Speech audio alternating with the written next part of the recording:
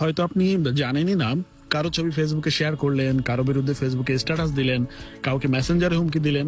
আপনার কাছে এগুলো মনে হতে পারে খুব সাধারণ ব্যাপার, কিন্তু বাংলাদেশের আইনে এর প্রতিটাই একটা গুরুতর অপরাধ এবং শাস্তি সর্বোচ্চ 14 বছরের কারাদণ্ড।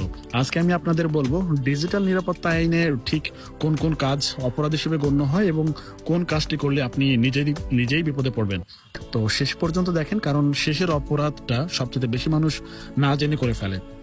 প্রথমত, মিথ্যা তথ্য বা গুজব ছড়ানো। ফেসবুকে একটা খবর দেখলেন, আপনার কাছে সত্য মনে হলো, শেয়ার করে দিলেন, কিন্তু সেটি যদি মিথ্যা হয় এবং তার সমাজে বিশৃঙ্খলা তৈরি করে, তাহলে শুধু যে ছড়িয়েছে সে নয়, যে শেয়ার করেছে সেও আইনের আওতায় পড়বে।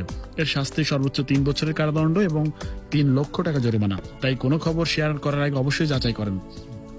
তারপর কারো মানহানি করা, কাউকে ছোট করতে, সম্মান নষ্ট করতে ফেসবুকে পোস্ট দিলেন, ছবি দিলেন বা মন্তব্য করলেন, এটি ডিজিটাল নিরাপত্তা আইনে সরাসরি অপরাধ। শাস্তি সর্বোচ্চ 3 বছরের কারাদণ্ড এবং 5 লক্ষ টাকা জরিমানা। ব্যক্তিগত রাগ মেটাতে অনলাইনে কাউকে আক্রমণ করলে আপনিই বিপদে পড়বেন। তারপর সম্মতি ছাড়া কারো ছবি বা ভিডিও প্রকাশ করা, কারো ব্যক্তিগত ছবি, ভিডিও বা তথ্য তার অনুমতি ছাড়া অনলাইনে ছড়িয়ে দেওয়া, এটা অত্যন্ত গুরুতর অপরাধ। বিশেষ করে নারীদের ছবি বা ভিডিও ছড়ানো হলে শাস্তি আরো কঠোর। শাস্তি সর্বোচ্চ 5 বছরের কারাদণ্ড এবং 5 লক্ষ টাকা জরিমানা। অনলাইনে হুমকি বা ভয় দেখানো, মেসেঞ্জারে, হোয়াটসঅ্যাপে বা কমেন্টে কাউকে হুমকি দিলেন, দেখে নেব, তোকে ছেড়ে দেবো না। মুখে বললে হয়তো প্রমাণ নাই, কিন্তু অনলাইনে লিখলে সেটি স্থায়ী প্রমাণ হয়ে থাকে। শাস্তি সর্বোচ্চ 3 বছরের কারাদণ্ড এবং 3 লক্ষ টাকা জরিমানা। রাগের মাথায় কখনো অনলাইনে কাউকে হুমকি দিবেন না। হ্যাকিং বা অনুমতি ছাড়া কারো অ্যাকাউন্টে প্রবেশ, কারো ফেসবুক, ইমেইল বা মোবাইল ব্যাংকিং অ্যাকাউন্টে তার অনুমতি ছাড়া ঢোকা, এটি সরাসরি হ্যাকিং। স্বামী, স্ত্রী অথবা বন্ধু বা আত্মীয় যেই হোক না কেন, অনুমতি ছাড়া অন্যের অ্যাকাউন্টে প্রবেশ করা আইনত অপরাধ। শাস্তি সর্বোচ্চ 7 বছরের কারাদণ্ড এবং 5 লক্ষ টাকা জরিমানা। ধর্মীয় অনুভূতিতে আঘাত করা, ধর্ম নিয়ে কোনো বিদ্রুপাত্মক পোস্ট, ছবি বা মন্তব্য করলে সেটি ডিজিটাল নিরাপত্তা আইনের আওতায় পড়ে। শাস্তি সর্বোচ্চ 5 বছরের কারাদণ্ড এবং 10 লক্ষ টাকা জরিমানা হতে পারে। সাইবার বুলিং, কাউকে বারবার অনলাইনে হেয় করা, ট্রোল করা, মানসিকভাবে কষ্ট দেওয়া, এগুলো সবগুলোই হচ্ছে সাইবার বুলিং।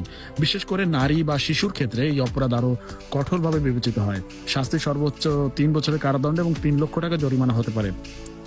এবার আসি সেই অপরাধ যেটা আমরা সবসময় না জেনেই করে থাকি, কারো পোস্ট বা ছবির স্ক্রিনশট নিয়ে অন্যের কাছে পাঠানো। মনে হয় এটা ছোট একটা কাজ, কিন্তু যদি সেই ছবি বা তথ্য দিয়ে কেউ ক্ষতিগ্রস্ত হয়, আপনিও দায়ী। গ্রুপে কারো ব্যক্তিগত তথ্য ফাঁস করা, গোপনে কথোপকথন ছড়িয়ে দেওয়া, এগুলো সবই আইনের আওতায় পড়ে। পোস্ট করার আগে ভাবেন, এটি কি কাউকে কষ্ট দেবে? শেয়ার করার আগে যাচাই করেন, খবরটি কি সত্যি? রাগের মাথায় কখনো অনলাইনে কিছু লিখবেন না, কারণ ডিলিট করলেও স্ক্রিনশট থেকে যায়। কেউ যদি আপনার বিরুদ্ধে এই অপরাধ করে, চুপ থাকবেন না, সব স্ক্রিনশট সংরক্ষণ করেন, নিকটস্থ থানায় অভিযোগ করেন, সাইবার ক্রাইম বিভাগে অনলাইনে অভিযোগ করতে পারেন। ঠিকানা অন্য ভিডিওতে দেওয়াই আছে। তারপর পুলিশ সাইবার সাপোর্ট সেন্টারেও আপনি ফোন করে অভিযোগ করতে পারেন। আপনার অধিকার আদায় করা আপনারই দায়িত্ব। বাই।